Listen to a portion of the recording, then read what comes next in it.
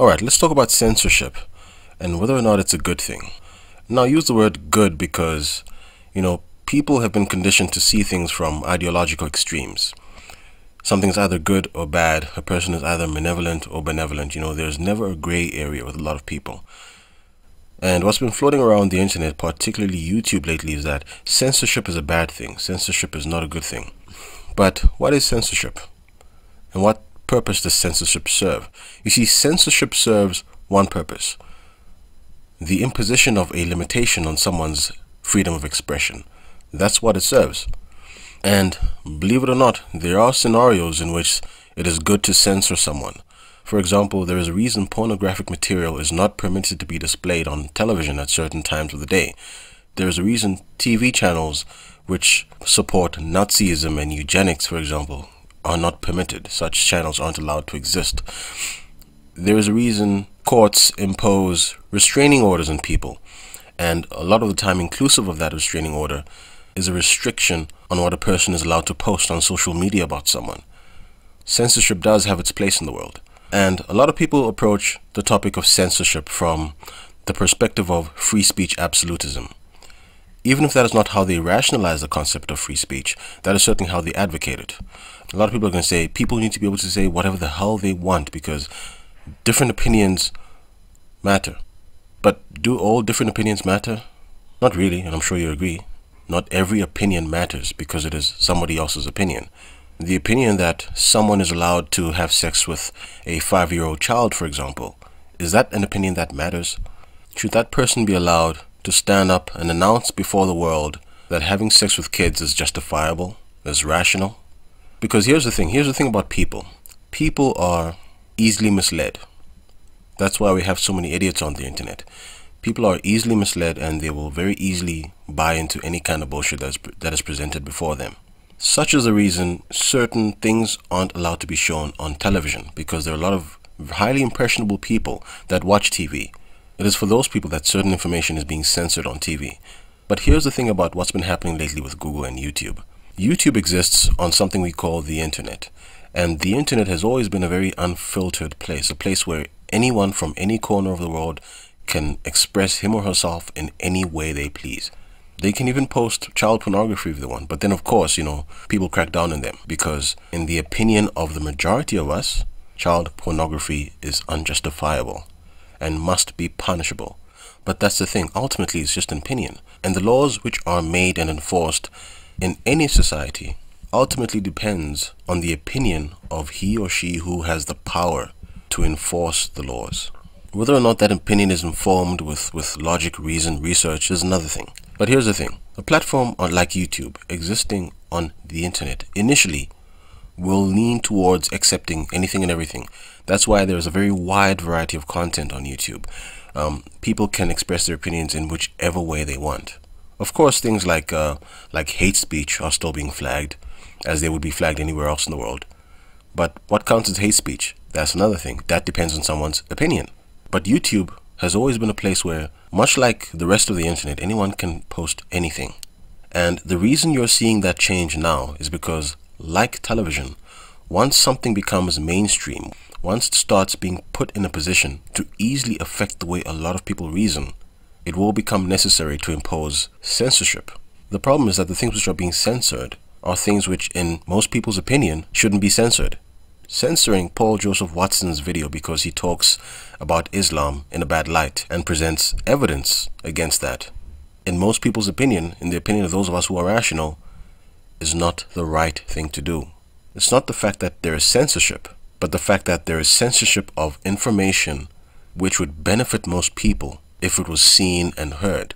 Censoring a group of racists is not an issue. Censoring someone on the internet because he's calling black people a bunch of niggers who don't deserve to live, or saying Jews must die, whatever. Censoring those people is justifiable because there is no rational basis for such opinions. But censoring a fact-driven expose of any topic, that's where people have problems.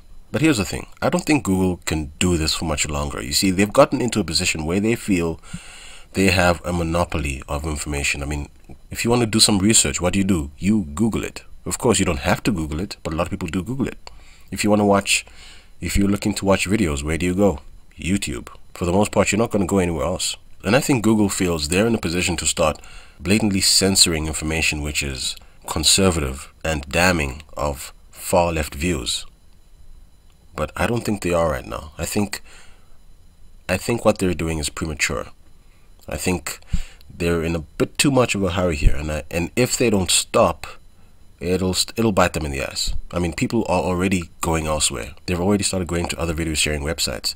And the rate at which people leave is going to be directly proportional to the rate at which Google keeps censoring information. YouTube started out by manipulating the algorithm to make sure that certain kinds of information is not so easily seen. I've seen it on my channel. A lot of my videos exposing, for example, HIV and AIDS and the kind of lies that have been told about it with evidence, right? Nothing which I present there is my opinion. It's all fact-driven evidence. A lot of information which is being exposed by the people deeply involved with HIV and AIDS research. A lot of information exposed by the people who discovered the virus. And videos like that usually take off. They take off seriously. However, Google does things to make sure that they kind of stay under the radar. I've performed experiments and I've looked at my analytics data, and I've seen that there's definitely serious manipulation of view count. There's manipulation of the video's exposure as well. And actually, that is a form of censorship. It's not as blatant as demonetizing a video or taking it down, but it is a form of censorship, and is one which isn't quite so detectable. But for some reason, Google has gotten tired of doing that. They're now straight up just demonetizing people's videos and shit. We'll see how it works out for them. Have you ever come across this kind of error while surfing on the internet? It may be that the web page you're trying to access has been censored.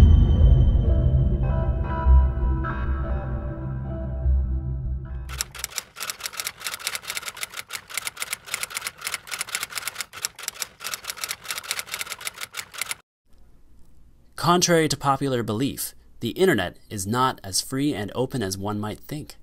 All of our activity on the internet passes through the hands of private corporations, and they decide what you can say or see on the internet.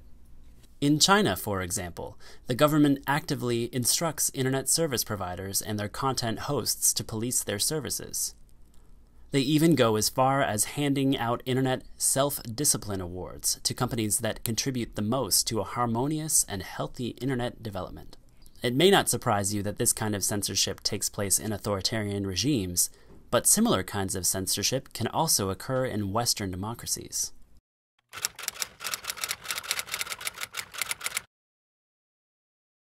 We're talking about corporations that serve as intermediaries, platforms for information flow between people and among people. And they may find themselves in a position where they are pressured or asked or demanded that they not permit certain information flows to take place. The idea would be, look, we're just a company. If a government asks us to do something and we're on their turf, we usually have no choice but to go ahead and censor.